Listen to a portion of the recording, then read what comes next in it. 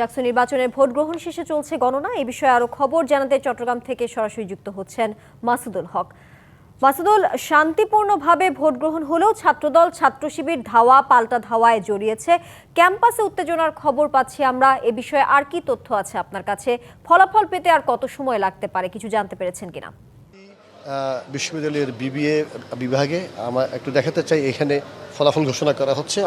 আমার হাতে যেটা ফলাফল এসেছে, যদিও তারা বলেছিল যে রাত 12টা কি 1টার মধ্যে সকল ফলাফল ঘোষণা করা হবে, কিন্তু আপাতত দৃষ্টিতে দেখে সেটি মনে হচ্ছে না, হয়তো সেটি আগামীকাল হতে পারে।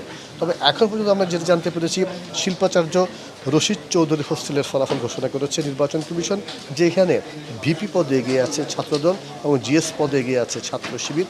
এছাড়া বাকি অন্যগুলো যে সমস্ত কেন্দ্র রয়েছে সেখানে কিন্তু এখানে ফলাফল ঘোষণা করা হয়নি। আপনাকে একটু দেখাতে চাই, এখানে কিন্তু সকল ব্যালট বক্স আসলে খুলে ফেলা হয়েছে, আর দুটি মাত্র বাকি রয়েছে।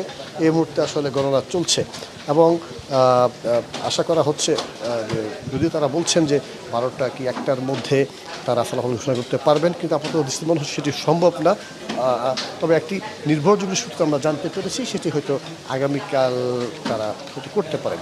এবং একই সাথে জানতে চাই, আপনি জানেন যে সারাদিন কিন্তু চারশো নির্বাচনের যে উৎসব মুখরভাবে অনুষ্ঠিত হয়েছিল, কোনো ধরনের অনাকাঙ্ক্ষিত কোনো ঘটনা হয়নি। তবে বিকেলের দিকে অর্থাৎ সন্ধ্যার দিকে ছাত্রদল এবং শিবিরের মধ্যে হালকা করে ধাওয়া দেওয়া হয়েছে। তবে এখন পর্যন্ত সর্বশেষ যেটা আমরা তথ্য পেয়েছি, বিশ্ববিদ্যালয়ের 1 নম্বর গেটে ছাত্রদল এবং শিবিরের নেতাকর্মীরা আসলে মুখোমুখি অবস্থানে রয়েছে, যদিও সেখানে প্রচুর আইনশৃঙ্খলা বাহিনীর সদস্যরা রয়েছেন। আপনারা জানেন এই নির্বাচনকে ঘিরে এবং এই নির্বাচনের নিরাপত্তায় প্রায় 1000-এর অধিক পুলিশ সদস্য মোতায়েন করা হয়েছে।